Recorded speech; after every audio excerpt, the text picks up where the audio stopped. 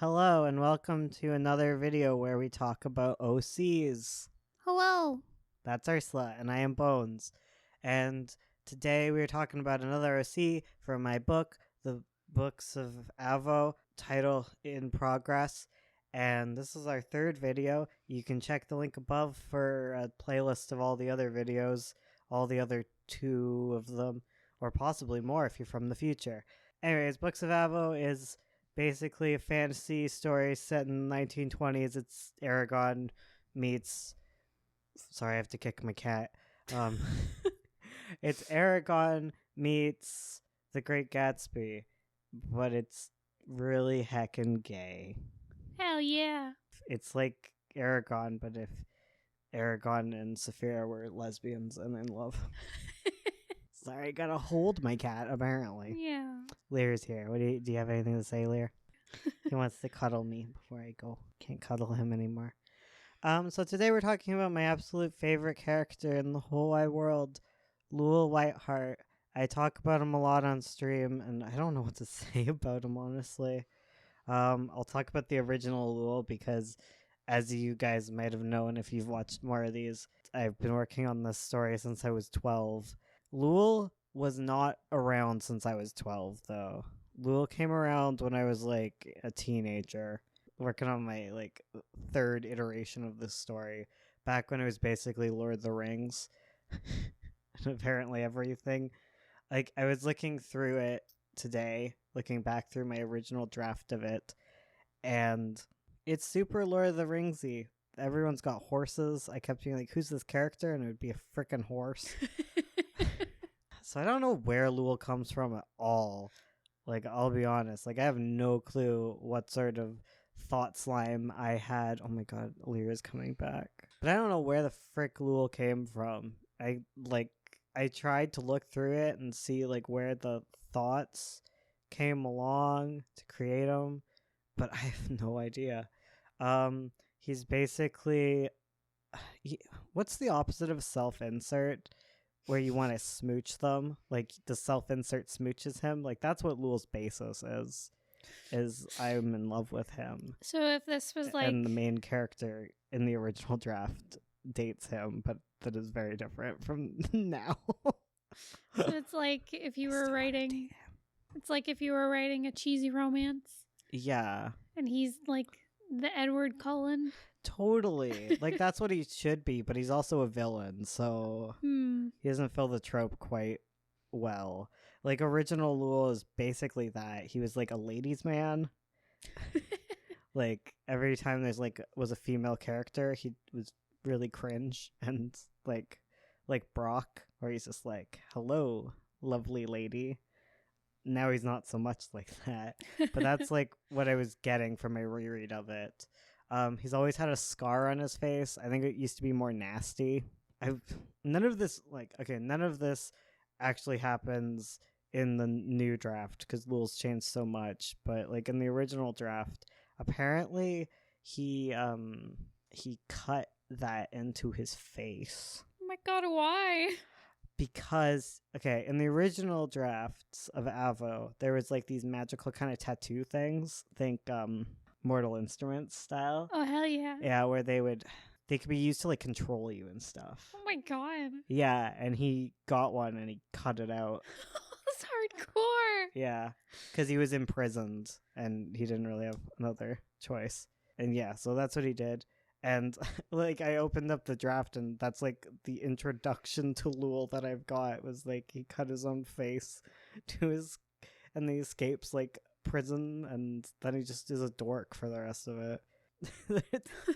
There's a lot of him that's surprisingly the same and as far as personality goes, but he's very much changed, wouldn't you say? A lot, yes. So, okay. This is all a horrible introduction to him, and I've not quite explained why I like him, and I don't think I can. In the current draft, he is clean shaven. In the previous draft, he had a beard, and he was in prison, so he was quite shabby, and he had beard on half of his face because the other half was cut up. So edge. What was I saying? Oh, in the current draft, Luul is kind of bad. he is up to illicit boozy shenanigans, and he's got lots of money, and he's all new money and stuff.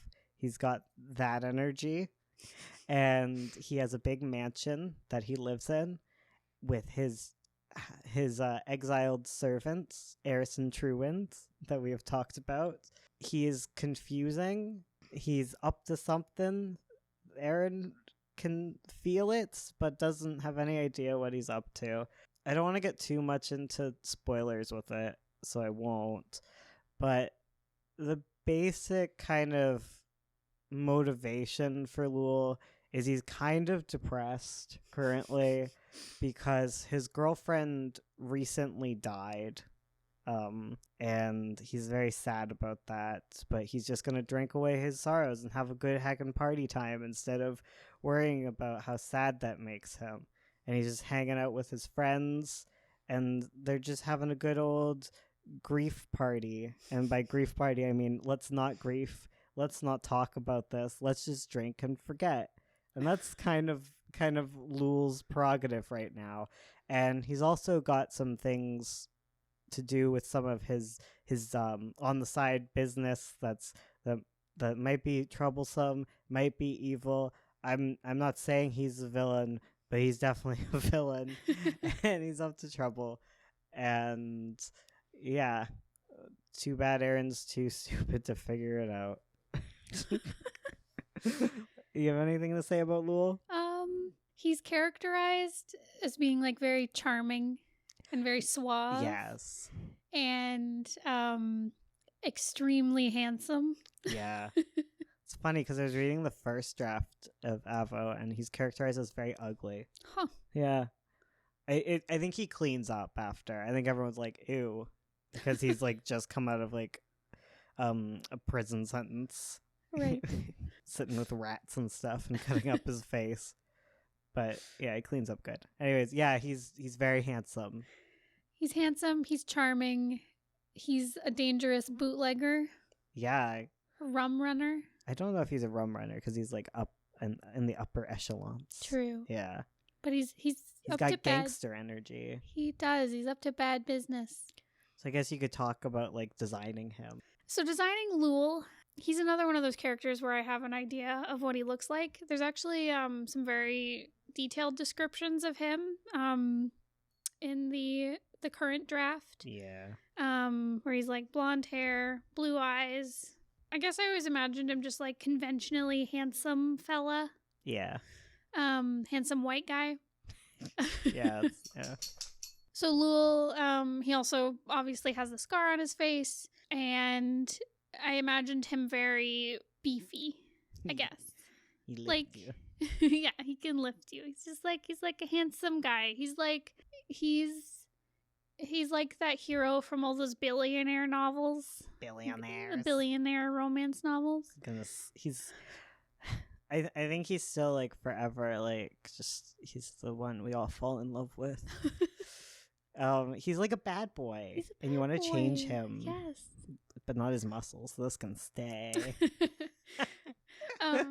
So I initially started trying to draw what I was picturing, but I couldn't get it right. I was like, he just looks weird, or he looks too much like other characters I have. So I went and grabbed some references of like handsome men. So I grabbed like Chris Evans and the other guy. I can't remember his name. So yeah, so I grabbed some references for the face just so I could get it down, and I didn't make him too, I guess, haggard looking. Yeah. Yeah, because I found my initial drawings, he looked kind of like older and gruffer than I was picturing. And after that, it's just kind of, he's very boxy, but I also wanted to bring in kind of like the triangles, because those are like the villain shape. Cunning. Cunning. Well, he's very cunning. He's up to trouble. Yeah. He's always up to like convoluted schemes. So yeah, so I brought some triangles in through his design, but I kind of softened things out a little bit because I didn't want it to be too over the top. It came together better than I expected. I'm really happy with how his expression came out, because he looks kind of like he could be a soft boy, but also he's cunning and smirking and ooh, I don't trust him. Ooh. Ooh. So yeah, so that turned out really well. He also has several outfit changes throughout the book. So one, he's obviously wearing a suit. I may in the future design more suits for him, depending on what's needed when we actually go through the book and figure out what illustrations we want to do. But he also has a bathrobe outfit. Okay, side note, everyone's constantly naked in Avo, and Lul is no exception. I don't know what I did. I think I was reading, like, I think I've mentioned this before, but I was watching Kill la Kill at the time. And so I think everyone ended up naked. And Lul's, yeah, he prances about in a towel for a pretty long time. Just a fact. Just objectify him for a little bit. Yeah. I think Aaron and Tria are like the least naked couple. I think so. I don't think they get naked at all. If you want to say that, we can talk later. They never get naked. Okay. But yeah, there's the bathrobe design. And then he also has a change of clothes. I think he needs an apron for his final change of An clothes. apron? Yes. Because he does some We need to get Lulu work. energy in here. Lulu energy. Yes. Oh right, he is called Lulu at some point. He's called Lulu by one of his friends. Yes. Because his name is spelled Luul, not Lool. And it's really easy to just turn that to Lulu. Lulu. It's one of his pals calls him that. Pals. One of his illicit friends.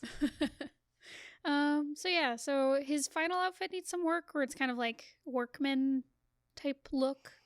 Mhm. And I think he could use an apron or something. But for now, I just went with some classy suspenders and some work boots.